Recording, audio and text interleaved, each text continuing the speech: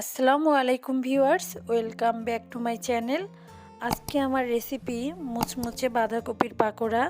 এই পাকোড়াটা বিকেলের নাস্তার টাইমে যেন না হলেই নয়।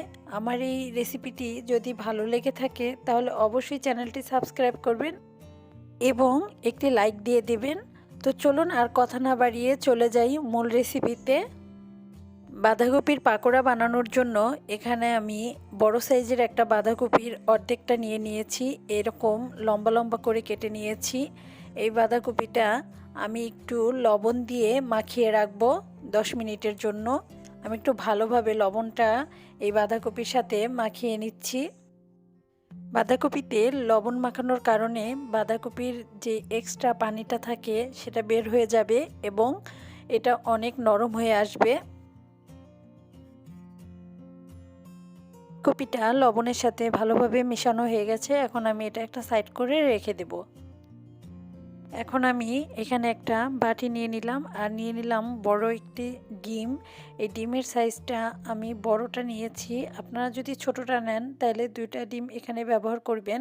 তো ডিমটা আমি এখন একটু কাঁটা চামচের সাহায্যে ফেটিয়ে নেব, তারপরে আমি এটা পাকোড়ার সাথে মেশাবো।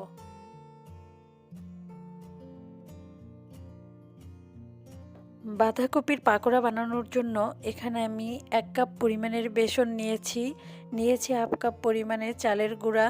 আপনারা চাইলে কর্নফ্লাওয়ারটাও ব্যবহার করতে পারেন। আর এখানে নিয়েছি ধনিয়া পাতা, নিয়েছি 8-9টা কাঁচামরিচ কুচি, নিয়েছি 1 কাপ পরিমাণের পেঁয়াজ কুচি। অন্যদিকে আমি এই বাঁধাকপিটা চিপে পানিটা ফেলে নিচ্ছি যাতে পাকোড়াটা ক্রিস্পি থাকে এবং অনেকক্ষণ পর্যন্ত এই ক্রিস্পিটা ধরে রাখে। সবগুলো বাঁধাকপি আমি এইভাবে চিপড়ে পানিটা বের করে নিলাম। দেখতেই পাচ্ছেন কতগুলো পানি বের হয়েছে। এখন আমি এর উপর দিয়ে দিলাম পেঁয়াজ কুচি, কাঁচামরিচ কুচি, ধনিয়া পাতা। এই সব কিছু আমি আগে একটু মিশিয়ে নেব। এটাকে ফার্স্টে লবণ দিয়ে মেশানো যাবে না, তাহলে বাঁধাকপি থেকে পানি ছেড়ে দেবে। এই কারণে আমি লবণটা শেষে ইউজ করব। আর এখন দিয়ে দিলাম একটা ডিম, যে ডিমটা আমি আগে থেকে ফেটিয়ে রেখেছিলাম। এখন দিয়ে দেব বেসন। বেসনটা আসলে একসাথে দেওয়া যাবে না, এটা যতক্ষণ পর্যন্ত ভালো একটা বাইন্ডিং তৈরি না হবে ততক্ষণ পর্যন্ত এই বেসনটা একটু একটু করে দিয়ে মিশিয়ে নিতে হবে। দিয়ে দিলাম চালের গুঁড়া। তো এগুলো আমি সব কিছু ভালোভাবে এটাকে আমি মেখে নেব। আমি দিয়ে দেব সামান্য পরিমাণের হলুদের গুঁড়া, দিয়ে দিব মরিচের গুঁড়া। তো এগুলো দিয়ে আর দিয়ে দিব স্বাদ মতো কিছুটা লবণ।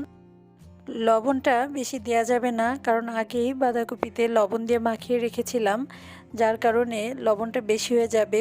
এটা পরিমাণ করে দিতে হবে, কারণ আগে গায়ে লবণটা ছিল। মাখানো হয়ে গেলে এবার চলে যাচ্ছি ভাজতে। তো দেখতেই পাচ্ছেন আমি কিভাবে মাখিয়ে নিয়েছি। তো চলুন এবার ভেজে নেওয়া যাক। চুলায় আমি একটা কড়াই দিয়ে দিলাম। পাকোড়াগুলো আমি ডুবো তেলে ভেজে নেব, তাই তেলের পরিমাণটা বেশিই দিয়েছি।